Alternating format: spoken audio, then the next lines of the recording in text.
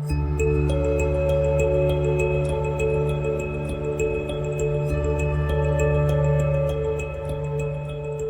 hello there, everybody. Everybody in the house. So this video is going to be, I hope, fairly short. I wanted to, I'm here at my little winter hangout, which is turning into my summer hangout. I've got my nice little spot under the oak trees in Florida. And today we've got a nice breeze blowing. It's so nice. Oh, I don't know what's going on, but it's May 14th, and got a cold front here, so it's awesome. It's been pretty hot the last couple of days, but today's great. So I want to talk about a few things. I listed 5 in my mind, but maybe 1 or 2 more, but 5 things that I think I learned on my through hike that might be helpful for you guys that are considering a long distance hike. Could be a section hike, you know, part of a scenic trail, or if you're going to do a whole complete through hike. I did 700 miles of the Florida Trail. Florida Trail is around 1,100 miles total. I didn't get to finish it. I will finish it before the year's out, but I had to jump off for life stuff. But I still got a lot of, I felt like enough time to dial in the things I need to learn about a through hike. So next time I do it, I'm not at all in doubt about what I need to do. If I do a through hike that is in a different part of the country, for example, the Continental Divide Trail, or the Pacific Crest Trail or something like that, I'm going to have to learn new things, right? I'm going to be out in the mountains of the Rockies or the Sierras, so it's different than the Florida Trail. But I think these things I'm going to talk about today are kind of transferable to any long distance trail. So let's talk about those things now. The first thing that I really learned the hard way, and I think this happens to a lot of people, is number 1 in the list that you need to be thinking about is your shoes, or your feet in general. So you need to have the right kind of shoes. Now, what are the right kind of shoes? There is some leeway in that. People have preferences, and so this is a wide, brush stroke. But in general, what you really need to have is shoes that do not cause blisters. So in my experience, and you'll see it on my videos from the Florida Trail, I walked about 300 miles, and so this topic of shoes and feet are really 2 different things. First of all, it takes you a certain amount of time to get your feet conditioned to this kind of brutal up and down, slamming your feet into the ground every day, over and over and over again. There is a difference between hiking on the weekends, even hiking for a week, and then taking, let's say you hike for 5 or 6 days and you take the weekend off. It really does make a difference. Your feet have a chance to somewhat recover. If you have a blister or 2, it's fine, but not even just blisters, just the pad of your foot, your bones, your feet, your legs, everything just impacting every day, walking 6 days a week, 7 days a week. Once you start doing that week after week after week, and it takes about 300 miles, so I would say a few weeks, a month, before your feet give in, before your body adjusts, not only to the muscles of your legs and the exercise and all that's going to happen, but the actual landing your feet on the ground, inside your shoe, and stepping that much. So if you're doing 10, think about this. I mean, the average person walking 10 miles a day is an absurdity. Once you get into shape after a week or 2 or 3 or 4, you're going to be walking, you should be walking, I think, 15 to 20 miles a day. When you start out, you can't do that if you're coming from never doing this before, because the meat of your foot, your toes, your toenails, and your bones, everything in your foot is just not used to doing that over and over again. So the 2 points I want to make is that when you step you're really pressing that foot down. Over time, it starts to develop different muscle shapes. Your toes start shifting. You'll get blisters and calluses in places you never knew, and your foot becomes something very different from the regular everyday foot. Usually your feet spread out over time, and if you're going to hike all the time for years doing this, it really does change literally change the size of your shoe. You have to start upping the size of your shoe because your feet are getting so wide. So that is the first thing you need to think about shoes. When you step down, you need to get some of that spreading going on. And if your shoes are too tight, if they're too small for this type of thing, they're going to start rubbing on the outside. So I had that happen. There's some pictures of that. And what I mean by that is a properly sized regular shoe or a running shoe. So I wore some good running shoes, properly sized. I have a 13 size 13 foot. And when I run, and I can run every day, I never get blisters. I never have problems. It feels fine. I run and it's fine. That's my shoe size, 13. When I'm doing a through hike, I've realized I need a 14 at least, and I probably could go to a 15, I'm thinking.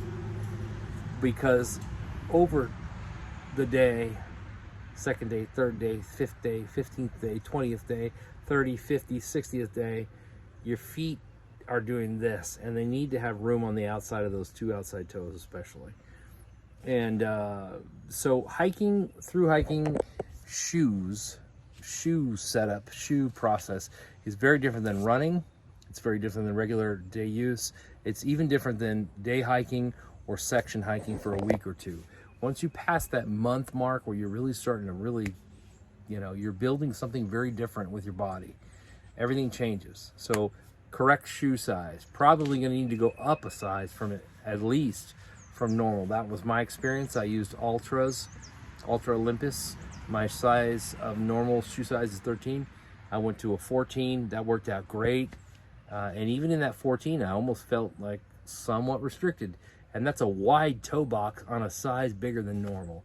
So that'll give you an example of how much blood flow, muscle, how much pressure is put on those feet and toes. Prior to that, it's one of the reasons I had to get off the trail was I had severe blisters from wearing a properly sized shoe in normal conditions in a through hike, and that did not work because the outside of my toes were hamburger, and it never got better. I had to get different shoes. So proper shoes are important. Last comment about that, some people ask about boots or shoes or trail runners or running shoes. I suppose in general it's whatever works for you that you are comfortable in, right? If you can hike in boots and you're comfortable with that, I guess that's fine. I would just say I don't think anybody is on a through hike. Now, this also goes to terrain, right? The Florida Trail, until you get up to the northern part, doesn't really have a lot of terrain. It's all flat sand, flat roads. That's it.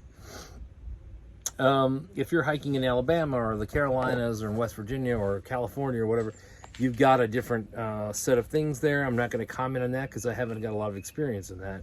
I imagine you need possibly more tread and etc. Although the trail runners are really a lightweight running shoe version of a boot that generally works better for most people. Because boots, I found, I do have some nice boots. I bought like everybody, the first hike I did. Bought some expensive La Sportiva Italian hiking boots for $200. I've got a couple different pairs of boots. They are just never comfortable. And if I tried to hike a long distance hike with them, I guarantee you I would have blisters and be lame in a couple of weeks. And when I say lame, I really was laid up in a hotel several times at the beginning of my through hike, just because of my feet. So it's not only pain, you're going to spend money if you have the wrong shoes. So get the right shoes, get trail runners if those work for you. Those worked really well for me. But make sure that whatever you do, that the friction is you've got enough room in that toe end of the shoe, the toe box, that you can get that spread going on without rubbing every step. And make sure you do that, and make sure you realize that it's going to take you 200 to 400 miles before your feet get in condition, even with the right shoe. It took me a month, I would say, before I was not in pain. So some of that can be prevented with the right shoe and just understanding what it's going to take to get it done. This brings us to number 2. I'll try to get through these quicker. By the way, shoes are one of the most important things. Your feet are everything, so that's why I've spent some time on that. If your feet are hurting or killing you, you can't do miles. You can't keep up. You can't stay on trail. You got to get off into a hotel, so get your shoes right. Number 2 is just your overall general conditioning. So I, like a lot of people, did day hikes. I did a couple section hikes, and now and then I would do a night or 2 or 3 in the woods, and thought that was sufficient to get me in condition. And I figured, hey, you get in condition while you're walking, right? So I'll get in condition on the hike. Well, that's true, and it's not true. So once you start hiking every day, you want to be in the best physical condition you can be in, including your feet, if possible, but even just your aerobics, your ability to walk 10 to 15, 20 miles a day.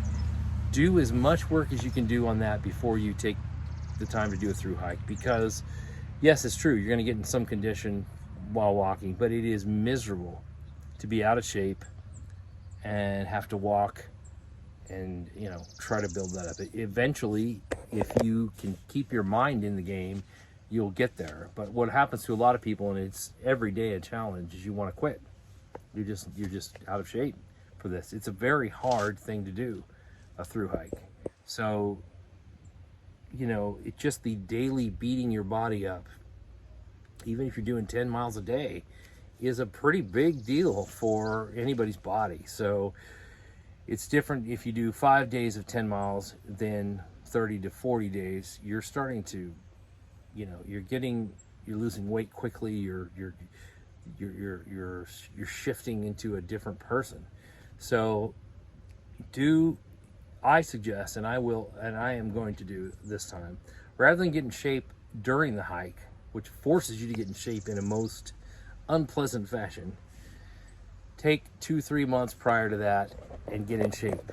I don't care if it's running on a treadmill or lifting weights and or all of that, running every day, hiking 5 or 6 days a week, 5 or 6 days in a chunk, just getting yourself up to as close as you can to being in condition. I know this is probably even more important in places like the PCT or mountainous areas where you're going to walk hills, because even though you might have the willpower and the energy at the beginning to do it, your tendons aren't ready, your hips aren't ready, your knees aren't ready. And of course this has to do with your age and conditioning in general, but it can take you right out of the trail. So get in condition before you go on a through hike, because the idea that you're going to get in shape on the through hike is a mistake. It's a mistake, because you probably are going to hurt yourself or get in so much pain and irritation that you might quit. Or at very least, it's going to be miserable. All right, number 2, get your conditioning in order. We're going to talk about number 3, maps and just kind of resupplying. What did I learn about that? Everybody's using Gut Hook, and that's a map. It's an app that you can get on your phone. You buy the entire trail usually, and it can be bought in sections as well. And it's $100 or whatever for the whole map. For example, the Florida Trail, I think it was, might even be less. I don't know. Absolutely essential. I also would, you need to do the best you can with should you carry paper maps? On the Florida Trail, there's no reason to carry paper maps. It's just not. So if there's somebody that does the PCT or CDT or other longer mountainous trails, you can put your comments here. Because here's the thing, in the Florida Trail, I have learned, I didn't know this going in, but now I know, you're never going to lack water. Why? Because there's either a little gas station or a town somewhere around. The Florida Trail Association also puts up a lot of great water caches. So if you follow them on Facebook, they'll have this year they had, for example, a forum where you could go in and see exactly where water was going to be stashed. So when you get there, hopefully it's not gone, but usually they did a really great job of keeping water there. So we never really were out of water. That on top of later on when you get more north, the southern part of the trail is terrible for water. But if you get up in the northern areas, you get in the swamps and things, you can get your own water with a filter, right? Now, if you're out in the West Coast trails and you're crossing a desert, you know, that I'm not going to give you advice on that because I've never done that, and there's some danger there. So because you don't have a town within moments or whatever. So the bottom line is you need to be prepared with your maps. You need to be prepared with your water caches, your information. Have all this done ahead of time. Resupply on the Florida Trail is very easy. You know what town you're going to be getting into. Hello. You know what town you're going to be getting into, and so there's always a dollar store or this or that. I assume that's the same in most trails. So depending on your trail, do your homework. Get your maps together, your Gut Hook app. You may need to bring a paper map, and that's fine. You know, do whatever you need to do to be safe, to resupply properly. Okay, gear. Obviously, this is a huge category and a huge question. Can't answer every question about gear. I'm just going to talk about gear, specifically about weight of gear. And this goes back to your feet. So how many miles a day you do and how comfortable those miles are while you do them has everything to do with how much weight you are carrying. So, you know, if you see people saying, you know, it doesn't matter what you carry, blah, blah, blah, these ultralight guys are wimps and, you know, everybody should carry whatever they want to carry. Let me tell you something. Every ounce over a certain point on your back, you feel every ounce. The further you go during the day, further days you go, every couple of everything it begins to matter. And so you have to get that pack as low as possible. So and I know this is it's a game, you know, it's a constant struggle, a constant thing that we all do as thru hikers. You need to invest your time in the lightest weight you can possibly purchase. So light weight equals more expensive. That's just the real reality. Less money is heavy, more money is lighter. You need to find the balance in your budget that what you can afford, but there is kind of almost, I feel it's pointless to go do a thru hike if you're carrying heavy stuff. I've seen other people say, yeah, it doesn't matter, get out there, do it anyway. I'm going to say no, because it's going to be miserable. There's enough effort and pain involved in doing this with all the right gear. If you are going out there with things that are too heavy, the wrong shoes, the wrong socks, everything's causing blisters. Everything you carry on your back is pushing on your feet. So I think I really found that the issues I had with my feet, which were significant in the beginning, were caused not only by the bad shoes. That's the first horrible thing I had. I had the wrong socks, which caused friction. And then I had too much weight. And that weight just pounded my feet. And I figured this out later when I got my pack lightened up and I was walking feeling good, and then I would go back to a heavy, put too much in my pack or whatever. I could really tell how not only did my back hurt and I'm more tired, I'm going slower, I can't get as many miles unless I really, suck it up and am miserable. But I also noticed that my feet hurt more, my toes hurt more, my blisters came back. So get your weight as low as possible. What is the right weight? I'm going to say you should have under 20 pounds. I was carrying 30 pounds, 30 plus, and in between 25 and 30 most of the time. And now looking at it, I would not do that again. So I had to actually sell my tent, which was 4.5 pounds. It should never have been that heavy. I got a tent that was under 2 pounds. I start sending home things you don't need. You hear these stories, and some of this you're going to just have to figure out. But I'm just letting you know that you're going to have to figure this out. You may start with your best guess, That's fine, start. Don't wait until you figure it out perfectly. But as you walk, you're gonna realize, oh my God, I don't wanna be, why is this so heavy? What can I get rid of? And suddenly that extra shirt you thought you needed is gone. Send it home. Stove, I was carrying a stove. I love carrying a stove because you cook hot food and coffee. And some people still think it's worth carrying a stove, might be. I'd send it home. The extra pound was just, and the carrying the fuel was just anything I can get rid of. I got to a point where I'm like, just get this stuff off my back. And that's what you'll do. And that's what you should do. So do as much of that up front as you can. Get the lowest weight gear you can get. Get your tent under 2 pounds.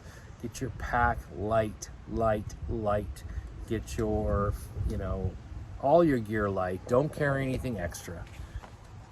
Don't sacrifice safety. If you're going into cold areas, you need the proper food or proper clothing.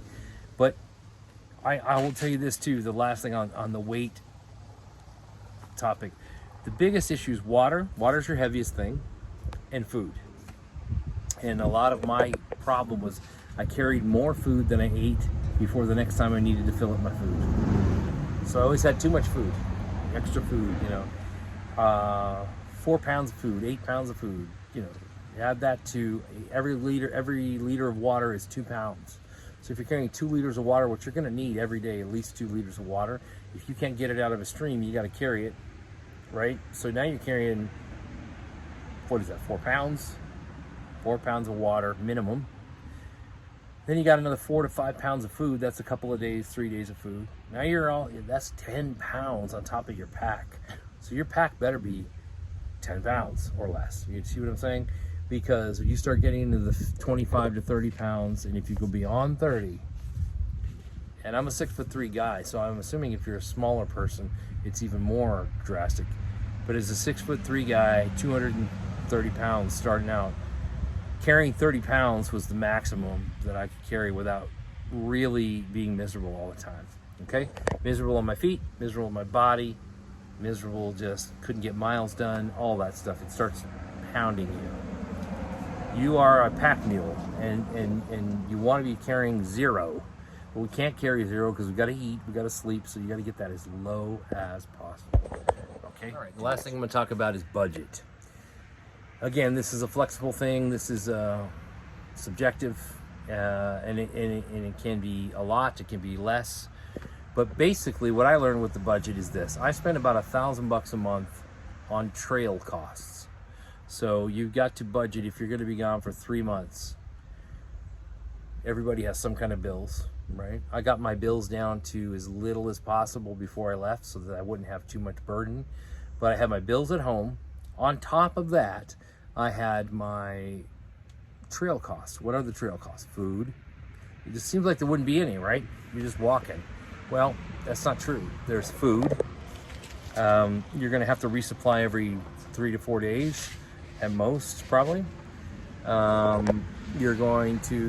You must include in your budget, and this is something I didn't want to do, and I fought against it, but the truth is, looking back, this is what happened. You have to have hotel money, because you're going to get a day when it's pouring rain, you're freezing cold, you've got to have a hotel. Or you're going to get a day where you've walked 8 or 9 days and you're freaking exhausted, you can't get a shower, you can't get a camp, it's 28 degrees outside, something, and you're going to need to get a hotel. First thing that happened to me is I got sick.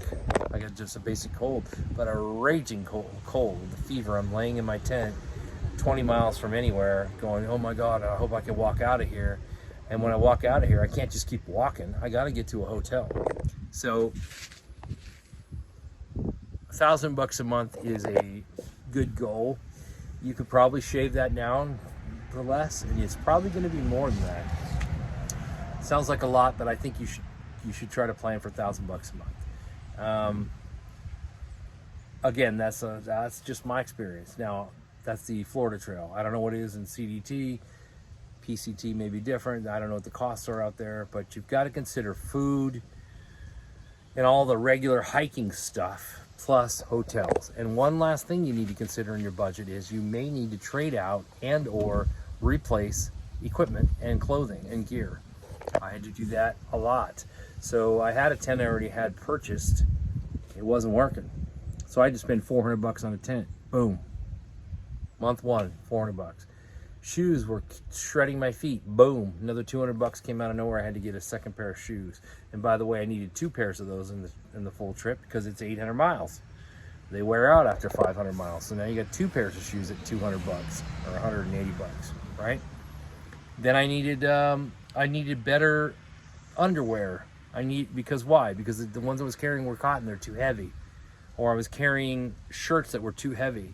So I needed to go into the local REI or wherever and get those hyper light, excellent wicking type shirts that are $50 a pop. Okay? Did I have to do that? Well, kind of, because I was carrying way too much weight. And believe it or not, the clothing, the food, the water, everything adds up. So I realized I do understand now why these guys are spending the money on these 20-degree ultralight quilts with the ultralight jackets for rain and the ultralight underwear, and they're counting every ounce because all of that will eventually take you down. It will make your trip miserable, or it will make your trip end and or give you injuries, because every pound, every ounce you carry is slamming your feet. That's my big thing. Feet is my point of this video. So budget accordingly. If you really want to do this properly, it's a great feeling to know that, hey, I've got, and this sounds absurd. It sounded absurd to me when I first heard this from Darwin, but I got 10 grand in the bank. You know, if you have 2 grand in the bank and you're going to do a 6-month hike, you're in trouble. I'm sorry, you're in trouble. Because if anything goes wrong, you are going to be done. You're going to be, first of all, you're going to be done. Or if you keep going, you're going to be miserable.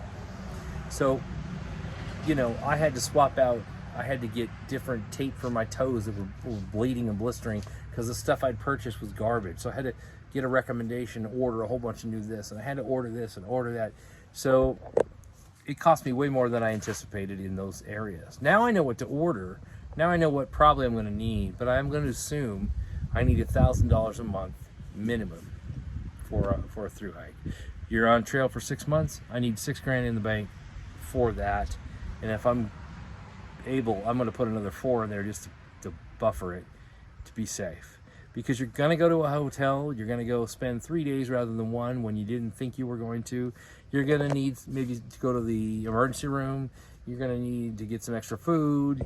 You're going to need to get a second filter because you let your filter freeze and it broke and you need a new one. I had to order a new filter because I had the wrong one. It didn't work. So all of these things add up. Budget properly and then add some to it. Don't let it stop you from hiking. Don't think, man, I can never get this done because my budget needs to be 6 grand. Just go out and work a few more months and save some more money and get it ready. But you want to be realistic because you don't want to A, get hurt. B, you don't want to fail at this. You can do this. You just have to prepare properly. Okay? Shoes, budget, maps, all the things I've talked about here. These are the things I learned that were really important. Last thing I'm going to leave you with is I'm a loner type person. And a lot of through hikers they like to be alone in the woods. Love it. But don't let that keep you from interacting with fellow hikers and trail angels and trail association people and police and whoever, because man, I learned so much, first of all, about how to do this from the people that I hiked with, or they came and went in my life in 2 days, we hiked together and they were gone, and they're still friends of mine online, or I'm following them in their hike. You learn about equipment, you learn about gear, you learn about, that's how you do it. Okay? You also learn what is standard. Am I doing okay? For example, when I first started hiking, I was hitting 15 miles and I couldn't get past 15 miles before I was limping. And Matt Masochist told me, he's like, man, 15 miles of this part of the trail early on, that's freaking killer. I was like, oh, okay. So you get some parameters from people that have done this before that you can say, I'm doing fine. I need to relax, I need to push. So work with the people around you, enjoy the moments you have with them. There's some weird people out there. If you don't want to hang out with them, don't. But you learn a lot from fellow hikers, what they're wearing, what they're doing, how many miles they're doing each day, what they're eating. their past experiences on other trails, shoes, socks. I mean, I got all my gear swapped out eventually because I really asked a lot of questions to people I was hiking with or following who were just ahead of me on the trail or just behind me. And so allow yourself to interact with the people around you on the trail and enjoy the experience. It's hard for me. I'm a loner. I don't really like this. I don't plan a hike to go hiking with others. But you will hike with others ultimately. You will pass them during the day. You'll end up at the same camp at night. So you hike out together, and you might spend a day or two going the same pace, and then one of you breaks off or whatever. But be open to learning, talking, interacting with them, because you're going to learn what you need from people doing this. Let the community help you out, and be somewhat of a community person. Some people love the community, that's why they do it. I'm not that. But I have realized that the community really helped me. The Florida Trail Association itself, which is volunteers, right? The people on the trail that you meet at the gas station, for example, the gas station clerk who sees hikers every day, talk with them, ask questions, get information, because those people are really going to help you, especially fellow hikers. So those are the 5 or 6 things that I learned on my Florida Trail hike that I really think are important on any through hike, and things that are precious and valuable to me that I did not know for sure before I hiked. I've watched videos like this of other people saying the same same things, different trail. You got to do it yourself to really dial this in for you, but these things are really important. You make sure shoes, feet, conditioning, budget, maps, and proper resupply, understanding, don't carry too much weight, proper gear that is lightweight enough to keep you from dying out there, because it really sucks when it's miserable. It's already going to be miserable. You're going to have some days that are miserable. You don't want to make the whole thing miserable. And I had to really get this dialed in before I liked any of it, okay? But I did. A lot of that has to do with my last point, getting help from others. So there you go. I'm out here. I'm going to enjoy this day. Beautiful day. We've got some oak trees above us. Yes. And hope to get back out and hike in the next month or so. So hopefully we'll get some more hiking videos coming in. Thank you guys. Nomadic Recovery. I'm out. See ya.